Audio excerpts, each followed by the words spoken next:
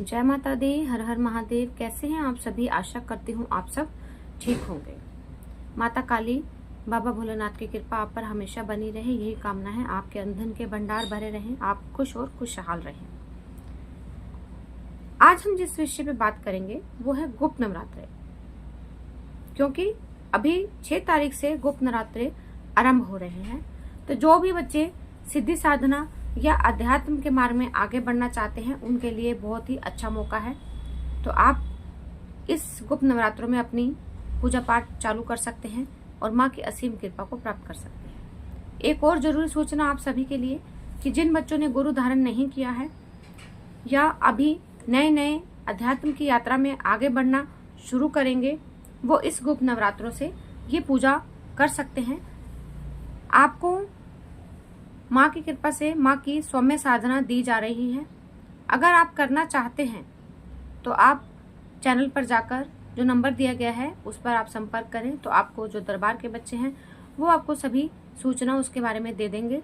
कैसे करनी है, क्या करना है, सारा प्रोसीजर आपको समझा दिया जाएगा। तो आपको चैनल पर जाकर वो साधना अगर आप करना चाहते हैं, माँ की सौम्य साधना, जिससे माँ की असीम कृपा आपको प्राप्त हो, अगर आप दिल से करेंगे तो माँ के दर्शन भी आपको होंगे, तो आप ये साधना को ले सकते हैं। ये जानकारी थी आज की कि सौम्य साधना गुप्त नवरात्रों में आप कर सकते हैं। जिन बच्चों ने गुरु धारण नहीं किया है या जो नए बच्चे अध्यात्म में जुड़ना चाहते हैं वो इस साधना को कर सकते हैं। तो चलिए आगे वीडियो को बढ़ाते हैं देर न करते हुए। गुप्त नवरात्रों में कुछ जरूरी बातें जो आपको करनी है, ध्यान रखनी है, क्योंकि नवरात्रों में माँ की जो शक्ति है वो प्रबल हो जाती है।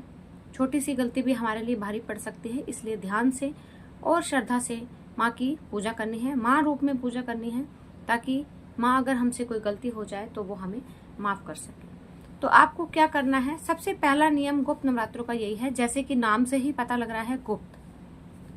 तो गुप्त नवरात्रे की जब आप पूजा करेंगे तो आप किसी को शोर नहीं मचाएंगे कि मैंने माँ की चौकी लगाई है, या आप व्रत रख रहे हैं तो मैंने माँ के व्रत रखे हैं, या मैं कोई सिद्धि साधना कर रहा हूँ, या मैं मंत्र का जाप कर रहा हूँ। इस बारे में आप किसी को भी कुछ नहीं बताएंगे, गुप्त रखेंगे। सबसे पहला नियम यही है माँ की पूजा का, क्योंकि गुप्त नवरात्रे हैं। गुप्त का मतलब गुप्त होता है, किसी को कुछ नहीं बताना, पहला नियम। दूसरा नियम, अपनी शुद्धि का ध्यान रखना है, मंदिर को साफ करना है, मंदिर को जो माँ की मूर्ति हैं उनको नए वस्त्र धारण कराने हैं।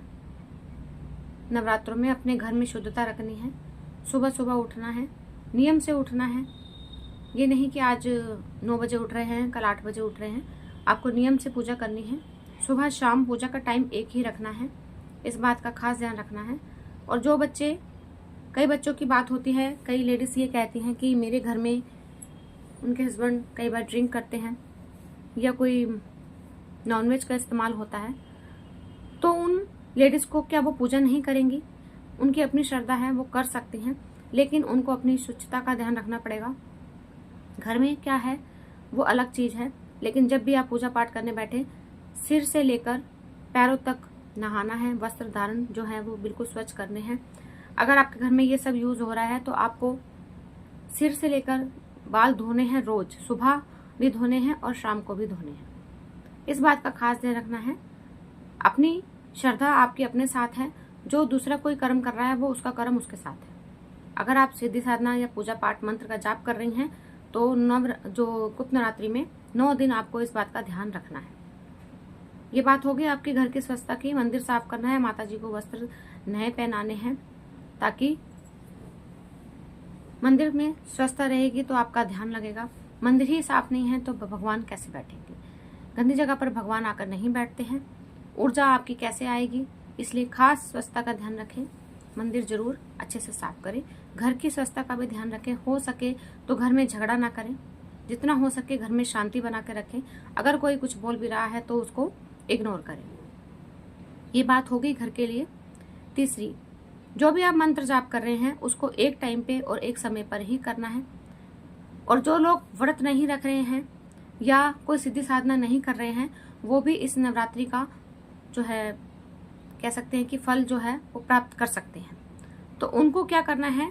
जो सिद्धि साधना नहीं कर रहे हैं गुप्त नवरात्रि में, उनको रोज अपने घर के आसपास जो भी मंदिर है उसमें जाना है। रोज मंदिर जाना है और आपको एक पान का पत्ता लेके जाना है, 2 सुपारी, 2 लौंग, 2 पतासे, 1 इलायची, 1 कपूर, ये घर से रोज लेके जाना है। और भोले बाबा के मंदिर भी जा सकते हैं, माँ के मंदिर भी जा सकते हैं, जो भी हो, क्योंकि मंदिर में सभी मूर्तियां स्थापित होती हैं। तो सबसे पहले आप भोले बाबा के पास जाइए, भोले बाबा के वहाँ ओम नमः शिवाय का जाप करते हुए शिवलिंग के आसपास की सफाई कीजिए और अपना जल जो चढ़ाते हैं वैसे चढ़ाइए, और जो ये सामान ले गए हैं माँ के, पार्वती माँ के चरणों में चढ़ा दीजिए। डेली आपको मंदिर जाना है, एक समय पर ही जाना है सुबह, और एक समय पर ही जाना है शाम को। अगर शाम को नहीं जा सकते कोई बात नहीं, लेकिन सुबह तो आपको 9 दिन मंदिर जरूर जाना है। और जोत जलानी है माँ के आगे, भोले बाबा के आगे, अपनी जो मनोकामना है वो बोलनी है कि मैं ये जो पूजा कर रही हूँ वो आप स्वीकार कीजिए और मेरी जो मनोकामना है उसे पूरा कीजिए। इस तरह आपने भोले बाबा और माँ पार्वती के आगे अपनी अरदास रखनी है। और ये पान का पत्ता, 2 लौंग, 2 सुपारी, 1 इलायची और 1 कपूर जो लेके जा रहे हैं, ये आपको 9 दिन, पूरे 9 दिन ही लेके जाने हैं। ये तो उन बच्चों की बात हो गई जो भी सिद्धि साधना नहीं कर रहे, एक साधारण सी सिंपल सी पूजा कर रहे हैं, मंदिर जाकर भगवान को मना रहे हैं। लेकिन जो बच्चे सिद्धि साधना कर रहे हैं उनको अपनी साधना के नियम का पूरा ध्यान रखना है। साधना जो दी जाएगी, जो वस्त्र दिए जाएंगे, जो उसमें बताए जाएंगे कि ये वस्त्र पहनने हैं, उसकी तैयारी आपको अपनी नवरात्रों से पहले ही कर लेनी है। और जो मंत्र है उसको भी याद कर लेना है। इसीलिए मैंने वीडियो पहले डाली है कि अगर कोई बच्चा साधना करना चाहता है तो उसको मंत्र भी याद करना पड़ेगा और कुछ सामान की तैयारी भी करनी पड़ेगी, तो हो जाएगी। तो इसलिए जो भी सिद्धि साधना करेंगे बच्चे, वो अपने वस्त्रों का ध्यान रखेंगे जो उसमें दी गई है कि ये वस्त्र पहनने हैं, बाती किस रंग की जलानी है, किस दिशा में जलानी है, माँ की मूर्ति किस दिशा में रखनी है, आपका मुख किस दिशा में होगा, इस बात का खास ध्यान रखना है। जो भी उस साधना में लिखकर आपको दिया जाएगा सेम टू सेम आपको वही करना है, कुछ अपनी तरफ से उसमें ऐड नहीं करना है। जैसे जितनी मंत्र की माला बोली गई है 9 दिन आपको वही उतनी ही मंत्र की माला का जाप करना है, उसी आसन पर बैठना है, उसी माला से जाप करना है, जो भोग बोला गया है वही भोग माँ को देना है। साधना का नियम यही होता है। और जब भी आप पूजा करेंगे तो कमरे की लाइट को बंद कर देंगे, सिर्फ जो माँ के आगे दिया जलेगा उसी की रोशनी ही होनी चाहिए उस कमरे में। जब तक आप साधना करेंगे उस कमरे में कोई प्रवेश नहीं कर सकता। इस खास बात का ध्यान रखिए। जब भी आप कोई सिद्धि साधना करें तो एक एकांत जगह ढूंढे अपने घर में, या कोई कमरा ऐसा ढूंढे जहां पर आप उस साधना को कर सके, क्योंकि साधना के टाइम जो ऊर्जा आ रही होती है वो डिस्टर्ब ना हो, इसलिए उस साधना को अकेले में ही करना चाहिए, तभी आपको उसकी पूजा का पूरा फल मिलेगा। जो भी आप साधना करेंगे तभी उसका फल मिलेगा। तो आपको ये ध्यान रखना है, एकांत कमरा ढूंढना है। नहीं तो जितनी देर, अगर आपके घर में वो व्यवस्था नहीं है तो आप अपने घर वालों को बोल दीजिए कि जब तक मेरी पूजा चल रही है रात को, तो उतनी देर उस कमरे में या उस स्थान पर कोई प्रवेश नहीं करेगा, कोई विघ्न नहीं आना चाहिए। इस बात का खास ध्यान रखें। लाइट बंद होनी चाहिए कमरे की, सिर्फ दिया जो माँ के आगे जलाएंगे उसकी ही रोशनी में आपको वो साधना करनी है। जो आपको साधना हमारी तरफ से दी जाएगी उसमें गुरु धारण करने की अभी आवश्यकता नहीं है, क्योंकि सौम्य साधना है, माँ की शांत रूप की साधना है, तो आप ये कर सकते हैं। बाकी आप जो भी मंत्र जाप कर रहे हैं वो गुप्त नवरात्रों में कर सकते हैं, वैसे ही कीजिए, लेकिन उसका टाइम बढ़ा दीजिए।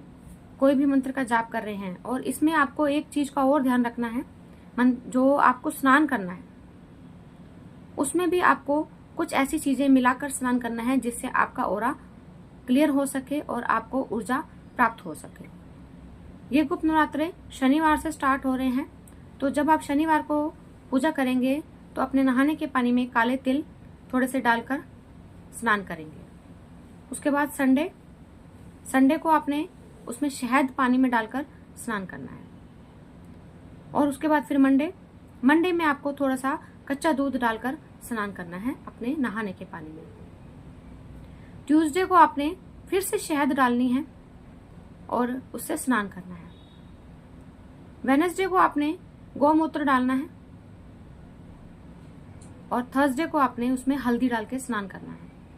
फ्राइडे को आपने उसमें फिर दही डालना है, फ्राइडे को दही डालकर स्नान करना है। फिर सैटरडे आ जाएगा, फिर काले तिल डालने हैं। इस तरह से पूरा हफ्ता आपने अलग अलग चीजों से स्नान करना है, ताकि आपके साथ कोई ग्रह है, कोई नेगेटिव ऊर्जा है, तो वो स्नान के साथ ही खत्म हो जाए। इन सभी बातों का आपको गुप्त नवरात्रि में ध्यान रखना है। गुप्त नवरात्रि 6 तारीख से आरंभ हो रहे हैं। आप सभी साधना कीजिए, पूजा पाठ कीजिए, श्रद्धा से कीजिए, तो माँ आपके ऊपर असीम कृपा करेगी और आपको भाव के अनुसार जैसे आप भाव करेंगे, क्या पता कोई बच्चा इतने भाव से जुड़ जाए कि उसको दर्शन भी हो जाए। माँ के दर्शन भी गुप्त नवरात्रों में प्राप्त हो सकते, क्योंकि गुप्त है तो ऊर्जा भी ज्यादा होती है। जो खुले नराते आते हैं उससे ज्यादा शक्ति गुप्त नवरात्रों में होती है, क्योंकि ये किसी को बताए नहीं जाते, तो ऊर्जा हमारे पास ही रहती है, इधर उधर नहीं फैलती। क्योंकि दूसरे नवरात्रों में हम पूरा सबको पता होता है और खुल के सबको पता होता है कि हम ये कर रहे हैं, वो कर रहे हैं, तो उससे ऊर्जा थोड़ी बढ़ जाती है। गुप्त नवरात्रों में हम किसी को बताना नहीं है। सबसे पहले नियम का ध्यान रखना है कि कोई भी सिद्धि साधना, मंत्र जाप कर रहे हैं, कोई भी उपाय कर रहे हैं, तो आप किसी को बताएंगे नहीं। इन गुप्त नवरात्रों में जो भी आप उपाय करेंगे, आपके घर में शांति आएगी और आपको जो झगड़ा है या आप कुछ भी मनोकामना रखती हैं, तो वो आपको माँ जरूर देती है। आपकी झोली खाली नहीं छोड़ती है। माँ अपने बच्चों को साधना कर रहे हैं, तपस्या कर रहे हैं, तो कभी भी खाली झोली नहीं भेजती है। इसलिए आप माँ की असीम कृपा को प्राप्त कीजिए। गुप्त नवरात्रों में जितना हो सके माँ को टाइम दीजिए, कम से कम किसी से बात कीजिए। अगर हो सके तो कम से कम बात करके मौन धारण कीजिए। दूसरों की गलत बातों को इग्नोर कीजिए। एक बात का और ध्यान रखिए कि आपको ये 9 दिन तक बाहर से खाना नहीं खाना है। बाहर से खाना नहीं खाना है, जो खाना है अपने घर से ही सात्विक खाना खाना है। अगर लहसुन प्याज छोड़ सकते हैं तो बहुत अच्छी बात है, नहीं छोड़ सकते तो भी कोशिश कीजिए कि बाहर से खाना ना खाएं, घर का ही खाना खाएं। अगर आप साधना कर रहे हैं तब तो आपको विशेषकर लहसुन प्याज को छोड़ना पड़ेगा साधना के टाइम पर, क्योंकि 9 दिन की पूजा है। उसके बाद हवन भी होगा। 9 दिन पूजा करने के बाद 10वें दिन हवन करना है। जो साधना करेंगे वो आपको समझा दिया जाएगा जब आप लेंगे साधना। और जो नॉर्मल पूजा कर रहे हैं वो 9 दिन पर अपनी पूजा का संपन्न कर सकते हैं और मंदिर में जाकर कुछ दान देकर अपने व्रत को और अपनी पूजा को जो समाप्त करना है नवरात्रों को, आखिर में पूजा का संपूर्ण देना है। वो आप कुछ फल भी दे सकते हैं या आप हलवा पूड़ी जो भी आप देना चाहें मंदिर में या घर में कंजकी बिठा के उसको पूर्ण कर सकते हैं। तो ये थी नवरात्रों के बारे में जानकारी। जिसको भी करनी हो सिद्धि साधना, आप व्हाट्सएप पे बात कीजिए। अगर ये जानकारी आपको अच्छी लगी हो तो चैनल को सब्सक्राइब कीजिए, लाइक कीजिए और शेयर भी कीजिए। हर हर महादेव, जय मां काली।